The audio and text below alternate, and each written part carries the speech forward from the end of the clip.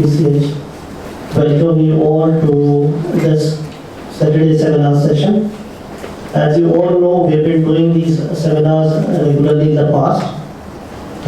Whenever we have a free time between the fairs. And this is the first in the series that we'll be doing many more such seminars in the days to come. Now, today's topic, as you all can see, is leveraging international payments mechanism for business growth. Now, what prompted us to have this seminar? As you all know, the current geopolitical situation that is there, there is this thought going on that why only dollar trade? Why not it can be traded amongst the local currencies? If a business is happening between India and Brazil, why can't we have a rupee peso trade? Or if it is between India and Russia, why can't a rupee ruble trade? Why do you have to get into a third currency, which has always been a US dollar, and to some extent European euro? The RBI has also issued a notification that we need to encourage the country-wise currency trade. And that is good in the sense you can think of breaking the hegemony of the one currency that is ruling the most since 1940s. So today we have with us three experts. We have with us Mr. Harjeet Singh. He is the he heads the retail banking department with ICICI Bank. He is a company secretary, chartered accountant. He has 25 years of experience. He is going to guide us on the entire international trade mechanism as far as international currency is concerned. We also have with us lined up experts from Sberbank. Sberbank is the Russian bank who has office in Delhi and would help the exporter understand how the mechanism of trade between India and Russia can be undertaken using the services of Sberbank. We have with us from Sberbank Mr. Prem Sharma. Mr. Sharma is director with Sberbank branch and he's from the Barakamba Road branch. He is also accompanied by his team of experts, Mr. Nitin Bhatia, again a director from Sberbank, and Mr. Sudhanshu Basheen, associate director. So without further ado, I would request Mr. Harjeet Singh to start his presentation, and I would request him to make it more interactive in the sense, because it's a free-flowing session. If you have any question, you can ask. Because, the more you ask, the more you pose query to the experts, the more it will be clear to all of us that how we are guided in our journey of international trade. So over to you, Mr. Singh. Definitely keep it interactive. So I'll just take you through some of the slides which we have prepared, and so as Mr. Rawat suggested, and we would like this to be interactive only. So I'll probably take you through these slides in 20 odd minutes, and then we'll rest. It's going to be before so a lot of people you would know that what are the various institutions which are there in an international trade and which will have impact on your business directly or indirectly. First and foremost being DGFT. So as you would know, DGFT formulates trade policy, and even if you want to start an import or export business, you need to have an I code. And further, DGFT issues a harmonized system code for each and every goods, and they classify this products into three categories. So the first one being freely importable and exportable, the second one being restricted where you need a license from the DGFT, and the third one being prohibited. So depending on the needs of the country, they keep on shifting products from one category to another. Like you would have seen that laptops have now become restricted. So earlier these were freely importable and exportable. The next comes RBI. So RBI regulates foreign exchange movement. So foreign exchange is still scarce in the country. So it's not available in abundance. So there are restrictions, and RBI needs to ensure that if you are an exporter, you realize the proceeds within 9 months time, And similarly, if you are on the import side, if you do any import remittance, the bill of entry, the goods should reach within our country in 3 to 6 months time. The next comes customs. So customs role is very, very important because as I told you, RBI wants to monitor that if there is any export transaction which is being done by you, it is to be realized. So for this purpose, RBI stipulated export declaration forms. So you would know it by means of shipping bill, courier shipping bill, postal bill of export, and so on and so forth. So any export you are doing, you have to submit a declaration with customs, and that is the role of the customs. The next comes is International Chamber of Commerce. So you will be transacting with different people with different culture, different understanding of docs. So there is very, very important that whatever your understanding is, the counterparty also understands the same language.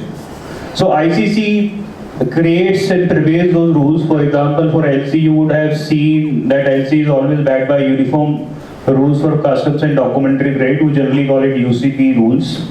So that is very, very important that the other party also understands the same language as you do. The last but not the least are the OFAC and FATF guidelines. So these guidelines are very, very important because a lot of banks, almost all banks in India follow US OFAC sanction guidelines. So US OFAC is nothing but United States Office for Financial Assets Control. So this body, levies sanctions based on certain regulatory policies applicable to the global world.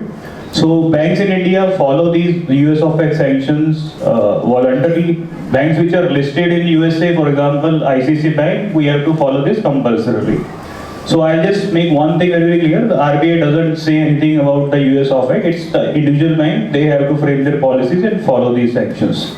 Also, the other body is affiliated body is Financial Action Task Force.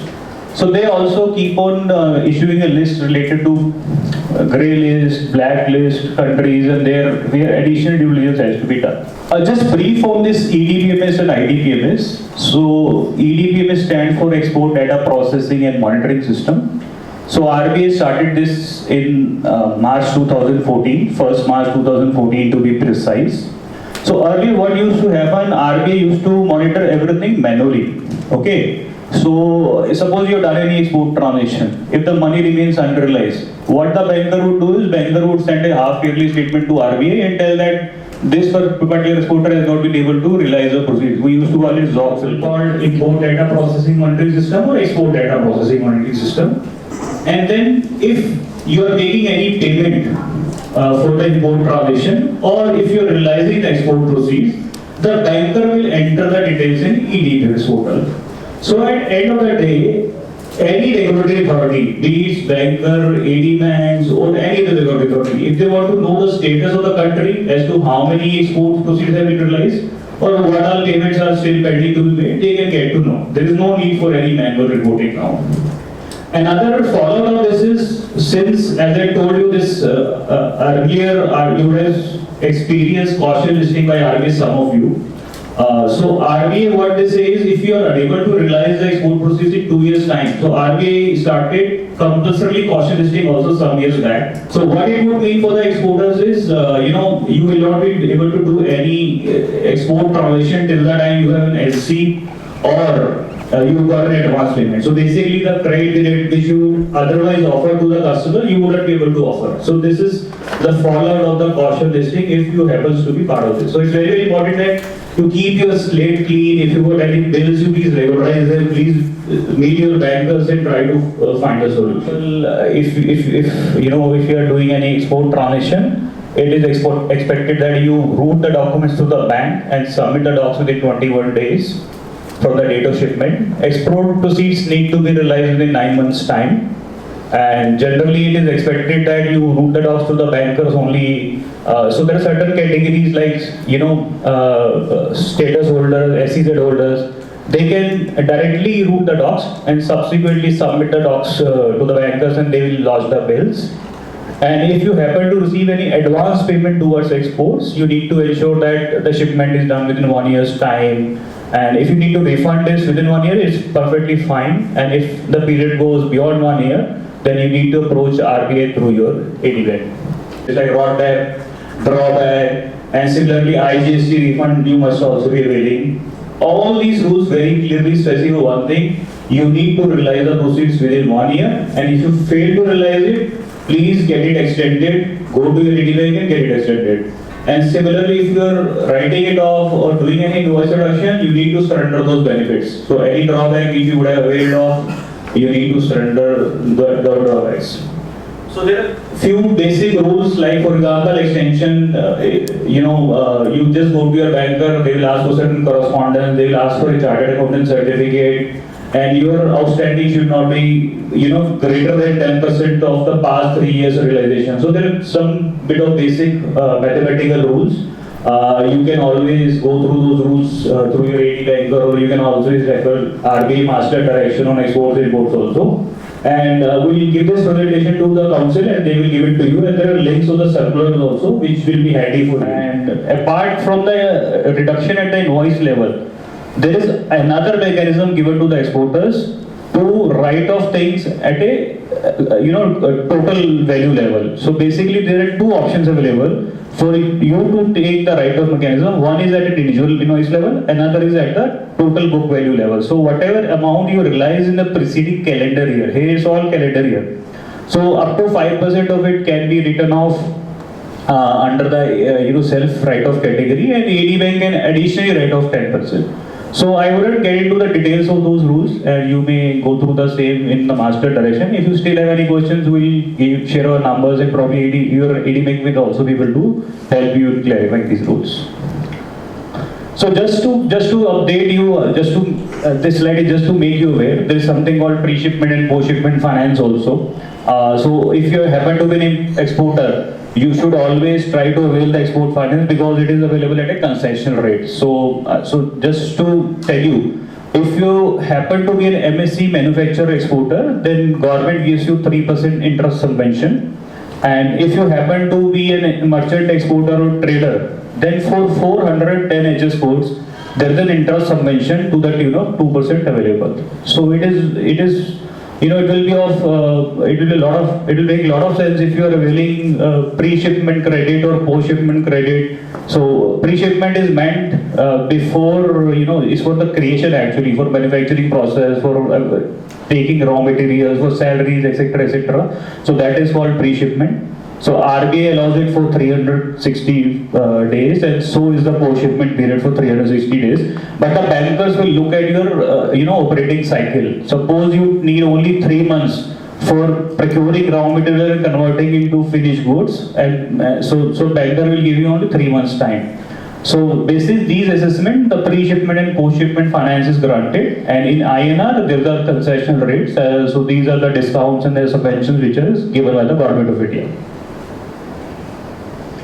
So I'll just briefly tell you the main topic for which we are out here. So I understand that you must be wondering about payments, how do we get the receipts, what is ASU, non-ASU, Nepal, Bhutan, and so on and so forth.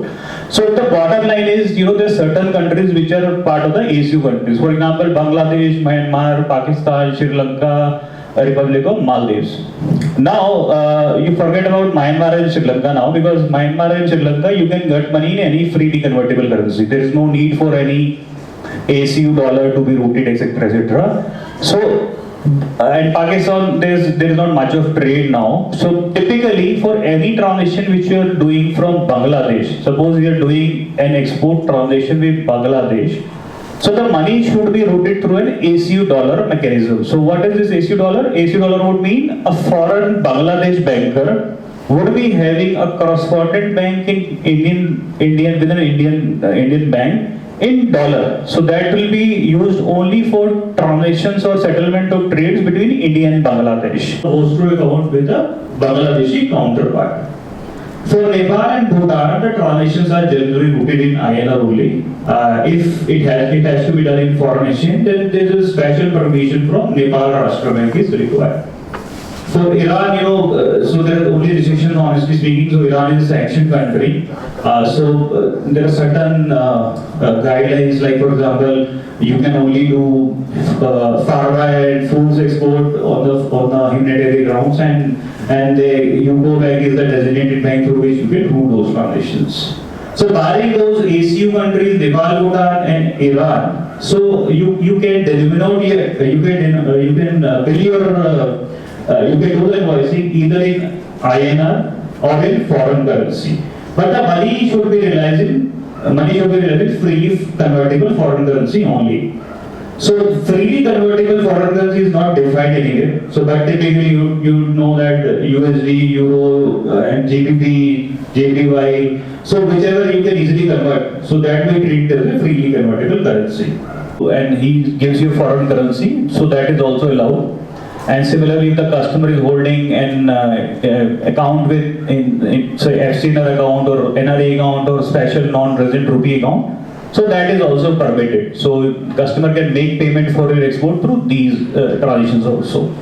Another thing which is possible is if the customer comes and he wants to make payment through credit card, so that is also very much allowed.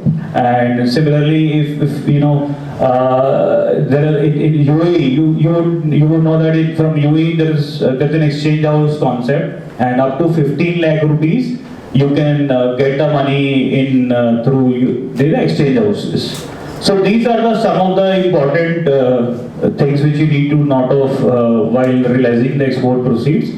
So it is very, very important because a lot of times what we come across is in sometimes cases like somebody comes to us and tells us that he's got the money through some other customer in INR or from in cash in INR, or another mistake that we generally make is like our customer, the exporter, has gone abroad and got the money along with it.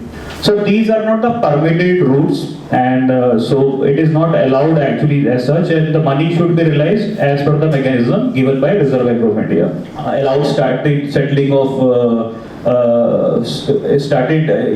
the concept of special rupee Vostro account. So rupee Vostro was anyways allowed. So rupee Vostro would generally be associated where the currencies are freely convertible. For example, a USD, a United States bank, is holding an INR account with me, so we call it as a rupee Vostro account. Means the other banker is holding his account in INR, but both the currencies are freely convertible, like USD to INR, INR to USD. Similarly, RBI is permitted, considering the situation in Russia, where the ruble become not so freely convertible. It is not even freely convertible now. So taking into account the Russias and Bangladeshi takas and Sri Lankan rupees, they started this concept of special rupee Vostro account. So the difference out here is the special rupee Vostro account will be opened only post permission from this Reserve Bank of India, and so you can do any import and export transaction using this route.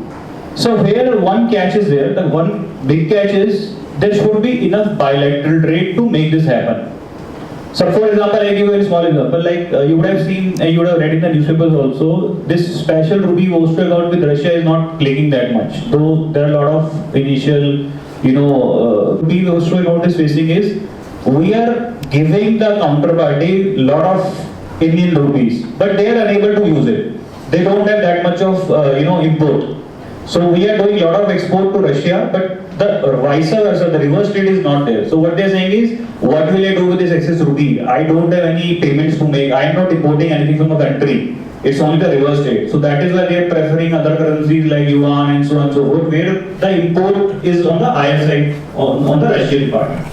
So anyways, it is allowed, and hopefully you will find a lot of other currencies like Bangladeshi taka and Sri Lanka rupee also, where you will be able to allow to bill the transaction in completely in INR and realize the proceeds in INR. Here the difference is this foreign exchange risk will shift on to the counterparty. Your importer will bear the foreign exchange risk because here your money will be once you bill it. So you will be getting the same amount, so your foreign exchange risk will shift to the other party. So you can definitely, while going abroad, open an account, temporary account abroad, so which will help you in realizing the export proceeds and remitting it back to the country.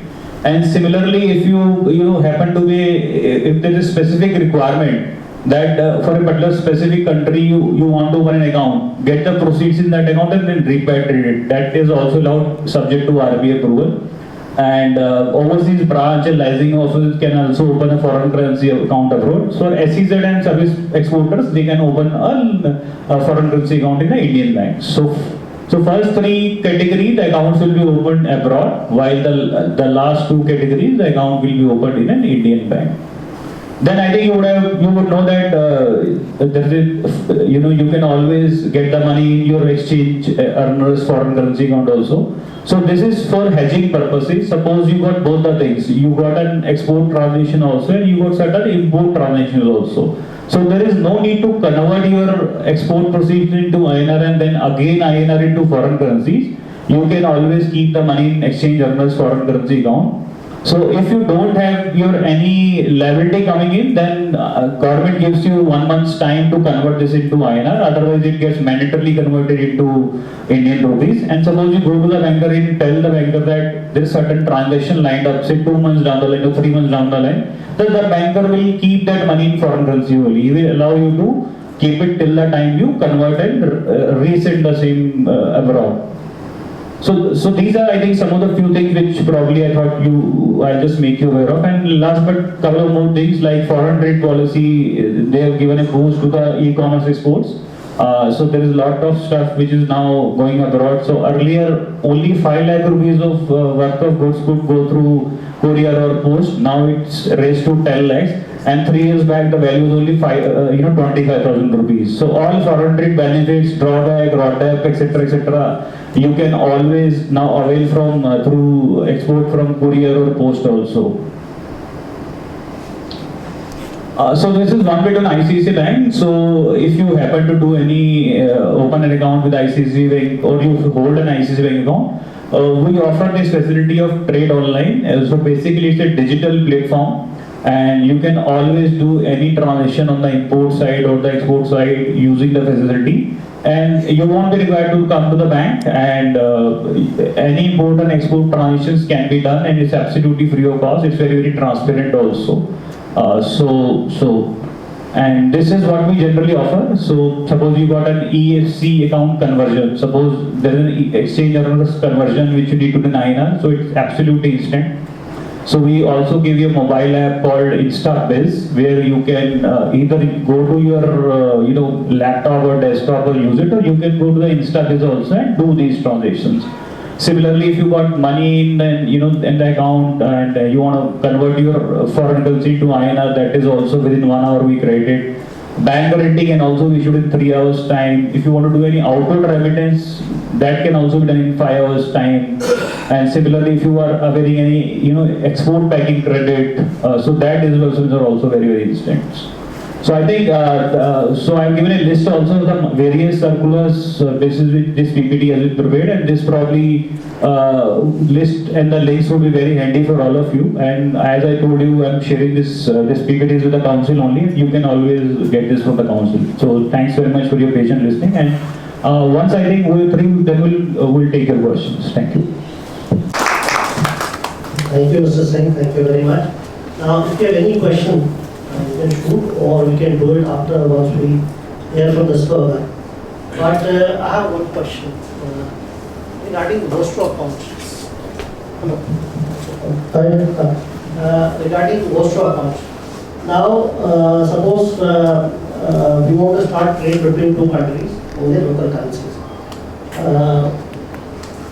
Do we need to have one of the banks from the other country have the bank's presence in India? No, not required. But typically I tell you, so I'll give you a very small example. We are opening one Bangladeshi bank's account with ICICI now, which is able to open it. So there is intervention of the central banker both ways. So Indian regulatory authorities is asking RBI permission.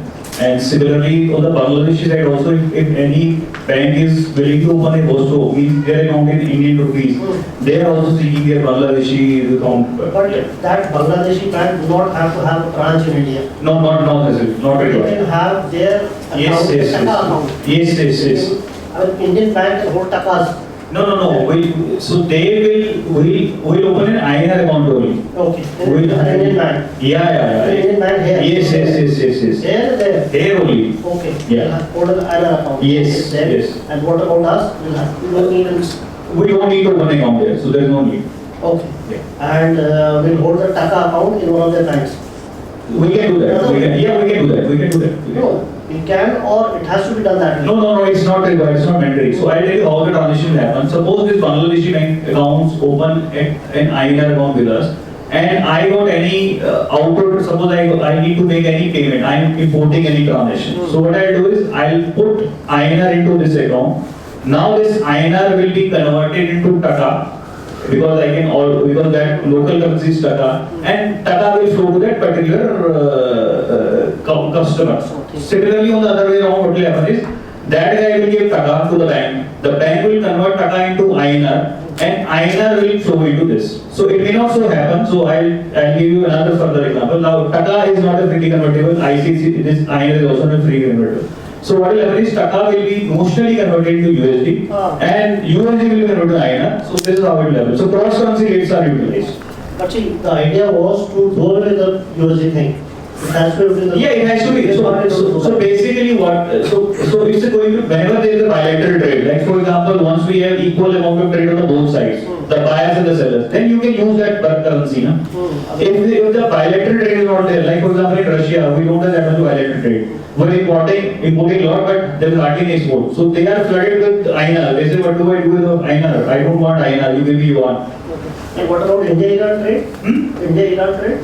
So India and India is only very specific to, so OFAC is sanctioned only for, this pharma and food. And that is also, you need to read through UCO, otherwise there's no other bank. So for example, ICC we can't do it, and any other bank is, UCO is a no bank actually. Thank you, Mr. Singh. Thank you very much. If you have any question, be ready with that and we'll take it after we hear from this. I have a couple of bill of entry lying pending with me, and they got misplaced by us. Bank is sending us reminder many times because we imported some of the tags from China. It was a small entry, $300, $500, something like that. So what is the best possibility that we can get rid of this issue? So when was that, sir? So what if you can just let me know brief period of these I can say 2015 onwards, could be 3 or 4 cases like that. So these are courier entries? Courier. So the bank can regularize it, sir. So I'll tell you, RBI has given an authorization to the bankers. So there is circular in 2005. So it was reiterated by them in 2017 by means of a notification. So what it states is any bank can frame their own policy. So like for example, we have our own policy. So we need to take an indemnity or undertaking from the customer or a chartered accountant certificate rather than auditor certificate, what the guidelines state. And along with any other documentary evidence, like for example, if you were in courier receipt or some communication. So that is optional if available, honestly. So these are small amount basis that the bank can, this is their own policy by taking either an indemnity or taking a CA certificate, they can regularize. Okay, so CA certificate. So they insist on auditor certificate is what the language of the RBI's direction is. So RBI states undertaking or auditor certificate. So depending on the bank's comfort, they can take either, or they may insist both. Okay. And one more thing, sir. There are many cases lying with my bank because I'm banking with Bank of Baroda and HDFC.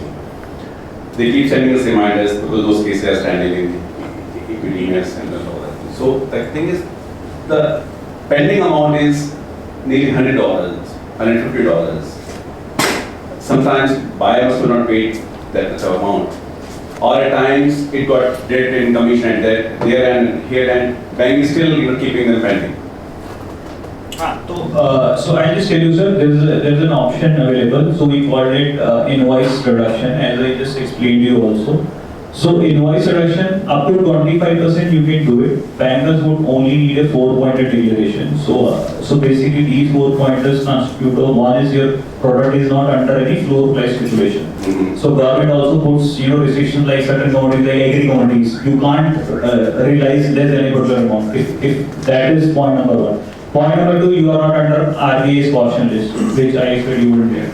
Point number 3, the reduction is only up to 25%, and last but not the least, you will be surrendering the relevant benefits, whatever drawback and etc. you would have made in the entire realization, you will surrender those.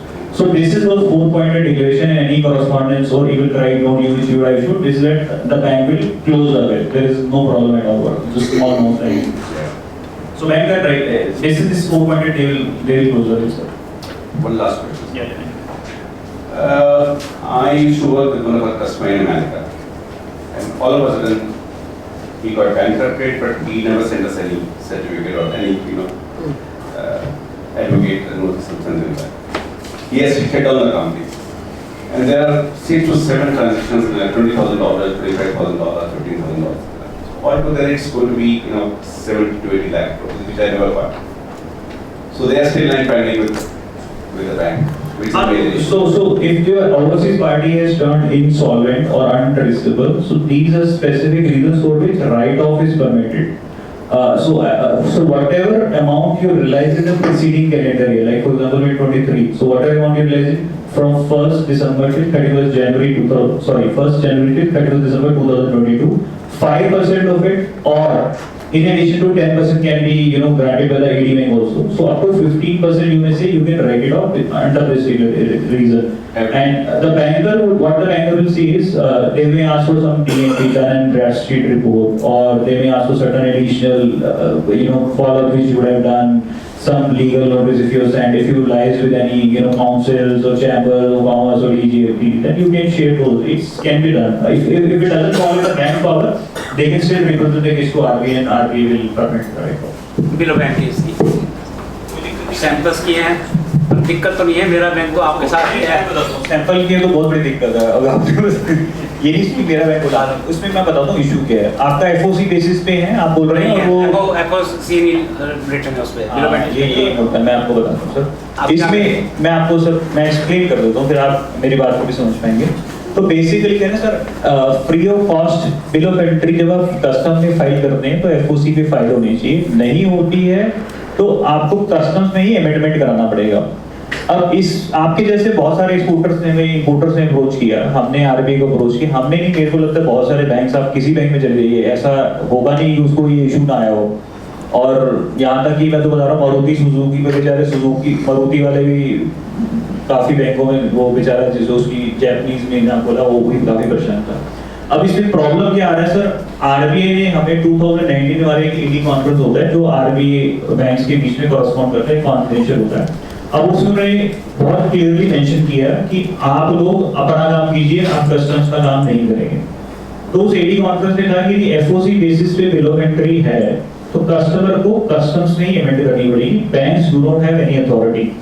तो हमने ये बात customs वाले से भी की, तो ये अप्रोच एक RBI का फॉरम हुआ था, दिल्ली में टाउन हुआ था, जिसमें क्योंकि RBI को बहुत सालों से अप्रोच कर रहे थे इसी मामले के लिए कि हमारे बहुत से कस्टमर दुखी हैं जो $10, $20, $50, कोरियर वाला सुनता नहीं, उसका CHA सुनता नहीं, कस्टम्स वाला सुनता नहीं, कस्टम्स वाला भी कुछ नहीं करता। तो वहाँ कस्टम्स का जो अधिकारी था उसको बताया कि सर ये एक प्रॉब्लम है जो मार्केट में है और बहुत ह्यूज वॉल्यूम में है, अभी तो इतना लोग ट्रैक नहीं करते हैं।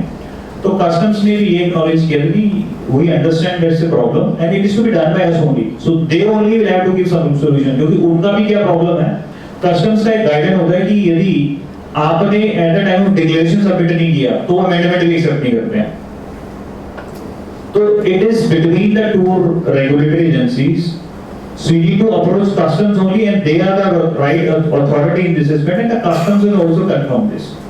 So I understand your problem, it may be very small amount but we are helpless. क्योंकि मेरी 8 बिल ऑफ एंट्रीज पेंडिंग है सिंस मेरे को करंटली है 2000।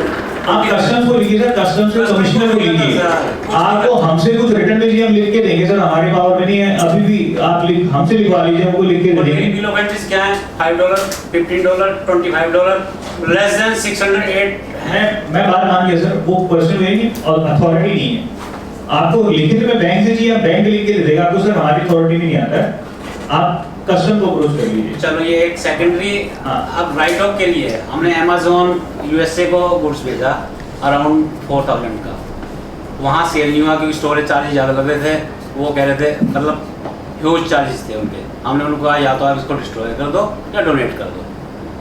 अब उसकी पेमेंट्स आई नहीं, अब वो राइट ऑफ भी नहीं हो रहे, अब रीज़न उसके पीछे? तो राइट ऑफ का देखो, उसमें आरबीआई ने वैसे 7 रीजन दिए हैं, तो ये अनसेलेबल गुड्स ऐसा कोई रीजन नहीं है, बट आप फिर भी हम इसको आरबीआई को रिप्रेजेंट कर ही सकते हैं। मैं वही तो कह रहा हूँ ना, आज 2 साल से केस पुट अप किया हुआ है कहाँ पे दिया हुआ आपने? आपके सेक्टर 14 ब्रांच में, गुड़गांव में। अच्छा, तो मैं आपको अपने डिटेल शेयर कर देता हूँ सर, आप मुझे भेजें, मैं करवा दूंगा, कोई फाइट नहीं है, आरबीआई को जाना है तो हम डेफिनेटली बोलते क्योंकि छोटे से केस नहीं नहीं, सही बात है आपका और कोई एक में वैसे में सजेशन है, ट्रेड ऑनलाइन आपका जो है ना, उसमें जब हम बिल्स करते हैं उसमें एडवांस पेमेंट, फॉर एग्जांपल मेरी 30% एडवांस आई, 70% कलेक्शन पे जा रहा है, उसमें एडवांस डिक्लेयर करने का कोई ऑप्शन नहीं आता आपका। होता क्या है, आपका बीआरसी रिलाइज होता है 70% का हो जाता है, 30% के लिए फिर हमारे को बार बार आपको मेल्स डालनी पड़ती है, फिर रेगुलराइज करना पड़ता है। नहीं, वो मैं मेरे को चेक करना पड़ेगा, आपने जो बताया ना वो आप मैं चेक करके बता दूंगा कैसे करना है, बट मेरे हिसाब से वो ऑप्शन है। नहीं, क्योंकि मैंने ब्रांच से पूछ लिया है।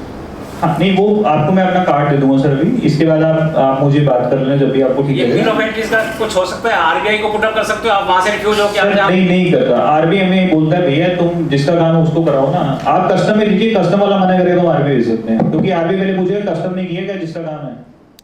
Moving on, as I told you earlier, we have team of experts from Scobank, and we have with us Mr. Prem Sharma, Mr. Nitin Bhatia, and Mr. Sudhanshu Bhasin.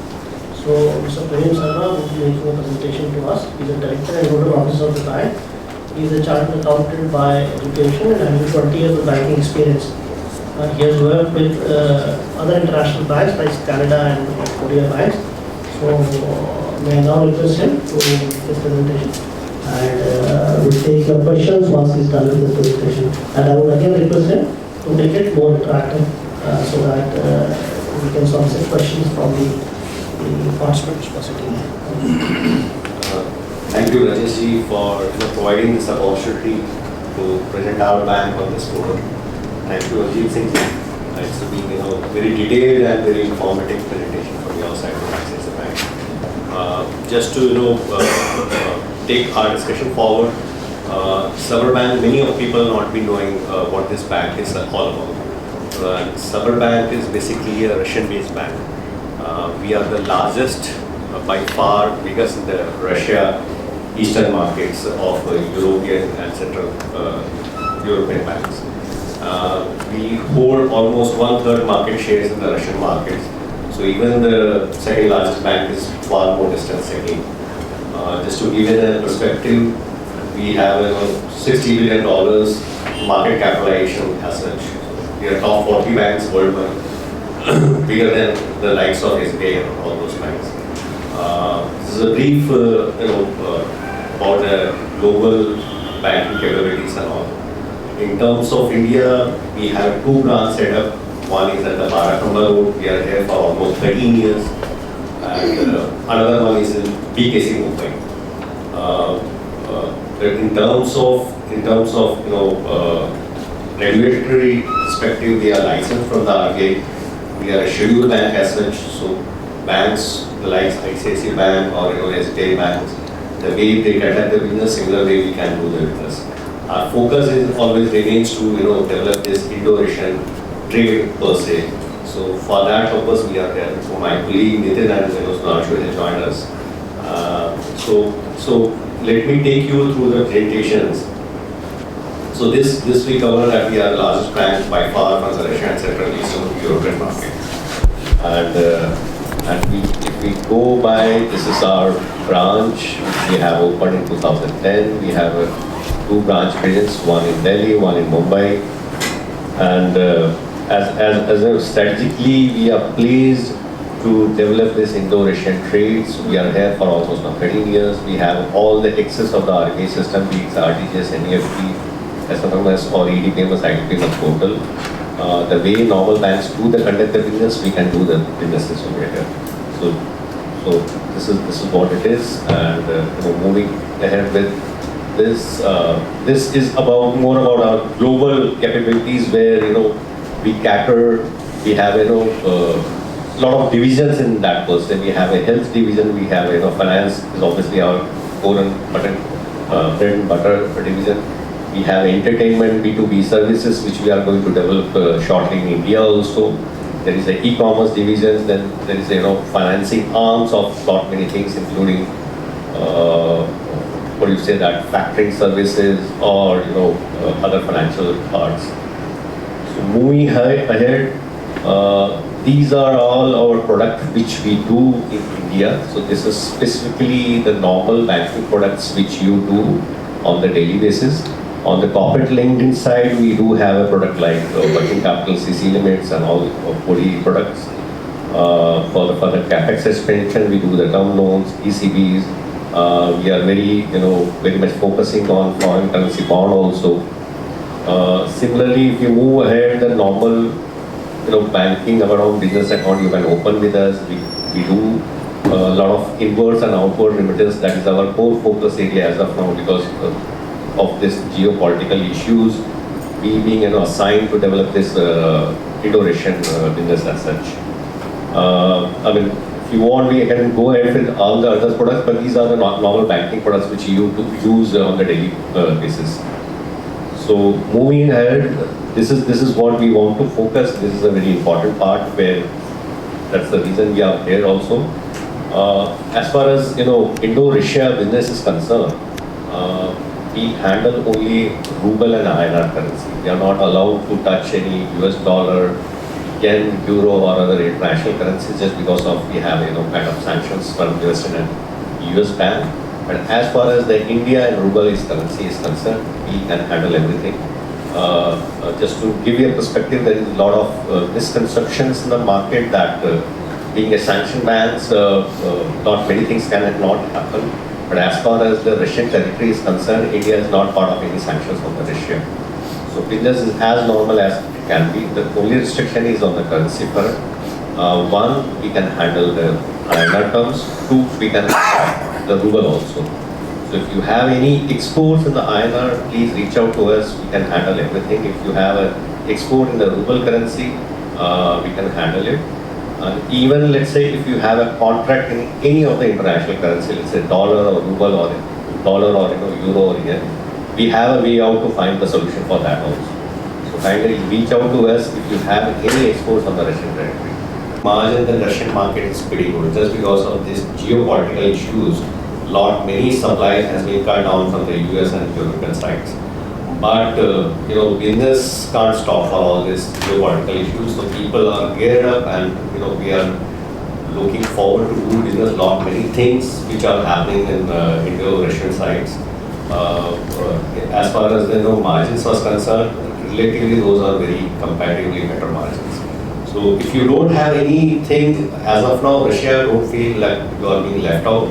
We have a division which is focusing on the business development side also. Which allows you to find a buyer over there. So we kind of help you to find a buyer over there, also connect our Russian big parties over there if you want to supply anything from India side.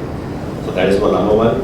So many people have a confusion how the money will flow, but the number one which I can state straight away that you don't need to have an account with us. If you have account, nothing like it, you can do the normal remittance transaction that you do with ICICI or SBI Bank. But if you don't have any accounts, we have the way out to handle it basis on a confirmation from the other banks giving the NOC and all. So just to give more bit about the slides. Your remitter sitting in the Russia remit the funds from Saberbank Moscow, or let's say Saberbank Russia.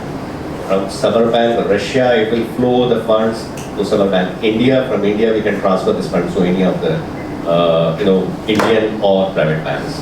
We cannot handle the MNC banks, but Indian and private banks are all doing on a day-to-day basis. Whatever the money that is flowing from Russia to India, it can be remitted in the normal way. Say that Central Bank of Russia publishes daily basis all these ruble, INR, dollar, euro rates. So you can refer it as a kind of third-party rates which we apply for all our transactions. So if you have, I'm an exporter and I get an order from a Russian buyer. Yeah. So the payment will be made in ruble, by him in ruble, because there is no dollar between. Yeah. So he'll pay in ruble and from their bank. It may not be Spur Bank, it may be any other bank. Absolutely. So what he'll do is he'll do what? He'll pay somewhere. Where do we pay? In the Spur Bank or his bank? So let's say we take example. Let's say VTB is another bank. He has account with VTB. The Russian bank. In Russia. Right. So in Russia, VTB bank, he can transfer that funds to Samar Bank, Moscow. Okay. And from Samar Bank, Moscow, it will go to Samar Bank, India. From Samar Bank, India, we can transfer to any of the local banks. Any of the local, the bank of the exporter. Exactly, Can transfer. exactly. And there's a charge in between? No charges. No That charges. is the best part. We don't charge anything on it. And what about the bank there? He's transferring the money from his account to Spur Bank. As a there will be whole, no Samar charge. Bank will not charge anything on this. So that is our USP. So many banks will be charging kind of corresponding banking charges as such. So we don't charge any. There is a zero corresponding charge because we have accounts in India, we have accounts in Russia. We are not routing the money through the SWIFT system because that is where the corresponding charges come. So that is the one USP that if you are doing a business from the Russia, there are a lot of benefits. As I told, the market is very lucrative. There is a lot of good margins over there available. On the banking side, we are helping as much as can to our clients to reduce, our the costing or bank charges, etc. So this is about the export side. I don't know, not many people are interested in the import side also. So similarly, we are handling the import transactions also. As export flows, import side you can transfer your funds, let's say from ICICI or SBI or HDFC to our local branch in India. From our local branch in India, we can transfer the funds to the Samar Bank Moscow. And if it is a third bank also, we can do that. Let's say it's a BDB in Russia, we can transfer the funds to BDB in Russia also. So idea is to come over there and make you understand that the trade from India-Russia side is very normal. You might be hearing many things, the narration in the media that things are not normal, but on the business side, everything is there. So don't go by this geopolitics because people are sending the money in the advance if they trust you. They are sending the money based on your bill of lading if you are exporting, and the business is usual as I told. This is what it is. We wanted to come over here and present a small presentation. These are our contact details. You can reach out to any person who are being marked over here. Were tie up with a Singapore agency, and it was a buying house, and they were then supplying to Russia. Well, because of the current situation, they had stopped supplying to Russia. But we do know that there were these products that were selling to Russia. These were certain kind of sustainable candles. Now, my team has been trying to get in touch with any particular Russian buyer who's interested, but we've not really been able to have any luck there. Because it was routed through a guy in Singapore. So is there any way we can sort of have your help? Because we do know that business was very big for us, and for us also that's been like a business loss since we can trade directly with Russia, but Singapore guys are more interested to trade with Russia. So for my information, what would be the volume kind of? We were supplying about 2,000 just to Russia alone every month. Okay. So as I told before, 2,000 pieces. Before coming to this organization, we discussed about it because this is one of our biggest projects where we want to develop a business between India and Russia. So we have set up over there where we organize a weekly webinar for all our Indian counterparty, wherein this Indian counterparty will come over that webinar. And from Russian side, there are not many buyers who are sitting over there. So probably, let's say, 10 or 15 people sitting in India, 10 or 15 people sitting in Russia. We will allot you, let's say, 10 minutes time. You can present your product, you give your presentations over there, and the buyer can directly contact you. That's perfect. So this, we are, for this particular segment, handicraft, we are planning to have this in January 2024. I'll share a date with sir also. Probably they can pass on this information to all your members. Whosoever wants to come over there, please join us. We have many demands on the handicraft side also. So I believe that many people are doing jewelry, handicrafts, wooden products, the metal products and all. So we are going to try to cover in the handicraft industry almost like 10 to 12 products. And also the problem is that Amazon has stopped all business with Russia, so that route also is closed for us. But there is an e-com platform called Wildberries, which is the biggest platform in Russia. So if there is any way that we can get connected to Wildberries, it can be a big replacement for Amazon. So that can be like a ready-made portal for us to do our list our products on. But so far, I don't think my team has been working on it, but I don't think we've gotten any success. No, thank you very much. I think we can connect separately for this also. Yeah. As I told, being a suburb bank, we are the last bank, so we almost have a 1/3 shares. So I believe that I need to get connected Because with we my. should completely take advantage of the situation. No, we As understand. it is, we So we live in one are just country. here to clear this misconception, because the media narration is something but the ground reality is another. See, if there is a geopolitical situation, business cannot be stopped. People will find a way to do it. If let's say European supply cuts off, but we know not many people have set up a shop in India independently and they are supplying the goods from India. And these are a lot many businesses happening. Yeah. If these clients which you are talking about, we are dealing with them, we will definitely connect base with you and connect over the email, the relevant person and all. So you share with the contract. I'll pass on to my Moscow representative and try to get hold of all this thing. Great, thank you. This is what the other than banking things which we are doing. We are not even a bank. We want to do everything for anything relates to Russia. So this is the message we want, and please pass on this message to all your colleagues or parties who are dealing with Russia. So we are here to deal with you, and we are here to support everything for you. If you have any questions, you have my email ID. You can pass on those things. For opening an account with your bank, what is a criteria or something like? So it's a normal, sir. We as I told you, we are a normal bank. So whatever the basic document that you are going to submit to any XYZ bank, so we are accepting that. We don't treat as a kind of a different banks or something like that. We are licensed from the RBI. So whatever the RBI mandate says, we follow that. So is there a kind of a turnover limit in past years? Nothing. If you have an organization, you have a GST number, if you have an ISC code, you can come to us. We can share all the details. And one more thing, if you can give more details about it, that you talked about that you can schedule a buyer seller meeting. Yeah. With the Russian counterpart. Yeah. So as I told that in January we are going to set up this webinar for you. This webinar is online webinar where you can share your presentation with us, where you can put all your products, descriptions, quantity that you want to supply, etc. And basis on that presentation, we can allot, let's say, 8 or 10 minutes time to you independently for you. That presentation just like we done over here, you can present to our buyers sitting across to the webinar. That is what the bank can do. We cannot go beyond that. So if the buyer gets interested, definitely they will touch base with you and the flows can be routed to us. We basically provide a platform where all the inwards and outward can be routed. And if required, we can develop this supply chains from India's side also. Thank you so much. That one should have account with you first. So as I told you, sir, you don't need to have accounts. We can do without having accounts also. So there is some procedural requirements that you need to complete first. So basis on that, we can do without having accounts also. So be it export, import, anything that you are doing with Russia, we have a way out to do it. So my request is kindly reach out to me or any person in my team. They will help you out, they will share all the procedure, they will educate how we conduct this. The basic purpose of coming over here is, because Suburban Bank is not many people knowing that we have a branch in India also.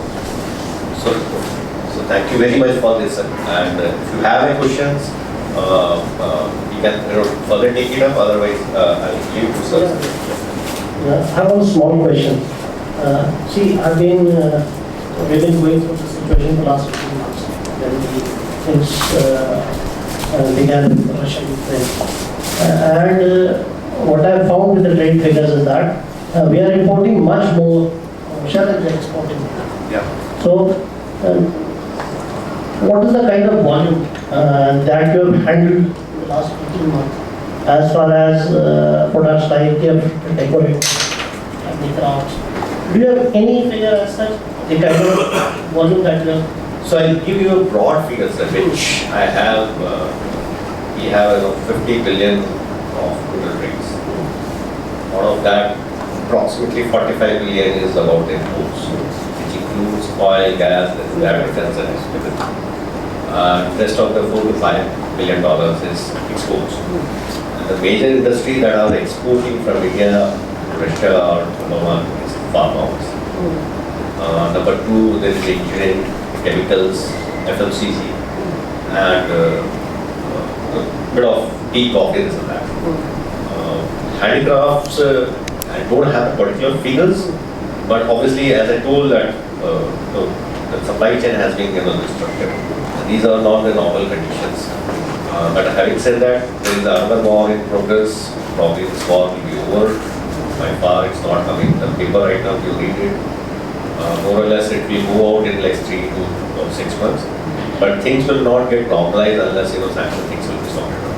So that will again go on for 3, 4, 5 years. And I don't know. So if we have 3 to 5 years in the pipeline, this cannot be stopped because it's a big country where you are missing and doing things. So that way, if you see the export sides, we were sitting somewhere around 1 to 2 years. Now it has been increased to 5 years. So the people are already gearing up to do all this exports. So, I have been contacted by some of our exporters from Radhaman, from Saharanpur, who are into metalware and footwear, and even carpet exporters. They have good business with the Russian buyers. So they got affected the most.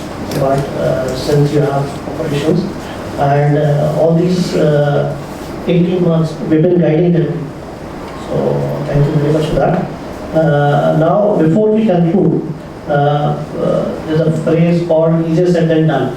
So I would like to take final comments from both our speakers, because RBI has come out with this guideline that why not we trade, as I said in the beginning, why not we have trade between, why not we go with the dollar thing and we can trade between the local currencies.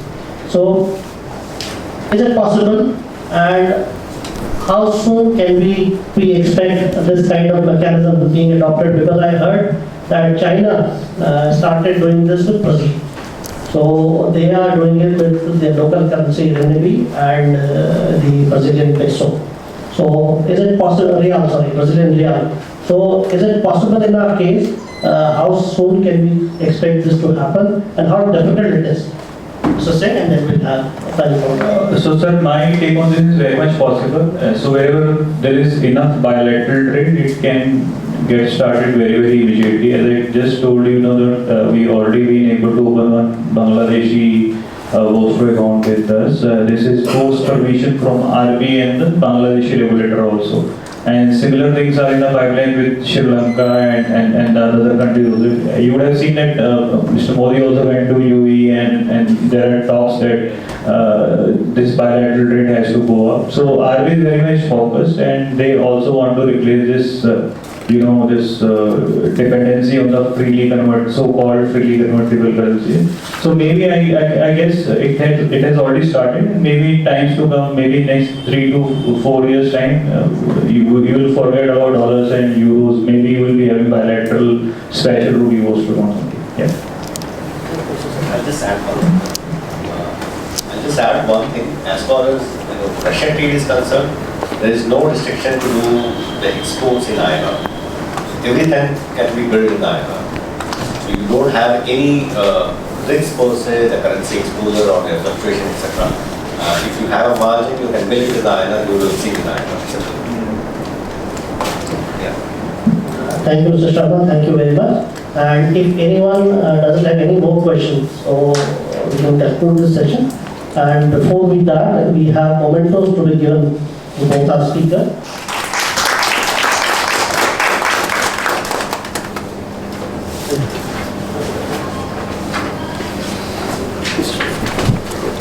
Thank you, sir.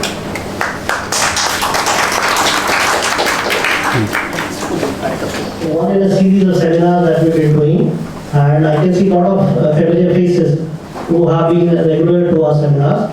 We have a small feedback form out there in your kit, so you can just fill it up and also suggest us what other topics would you like us to cover. And if you have any known faculty to do, please do suggest